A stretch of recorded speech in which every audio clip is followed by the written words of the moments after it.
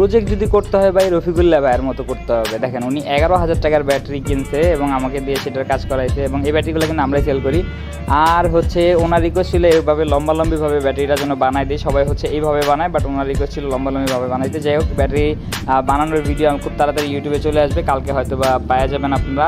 এটা বানাইতে আমার অনেক কিছু করা লাগছে, বাট প্রজেক্ট যদি করতে হয় ভাই তাদের মতো করতে হবে। লাইক 11,000 টাকার ব্যাটারি, এবং এটা কিন্তু ড্রোনের জন্য না, এটা হচ্ছে প্লেনের জন্য। তাহলে চিন্তা করেন যে ব্যক্তি 11,000 টাকা দিয়ে ড্রোন একটা ব্যাটারি প্যাক বানাইছে, তার প্লেনের সেট আপটা কয় টাকা দামের হবে আমি তো এই চিন্তা করতেছি। এবং তার প্লেনে নাকি যে এফপিভি লাগানো হবে সেটা নাকি আবার ডিজিটাল।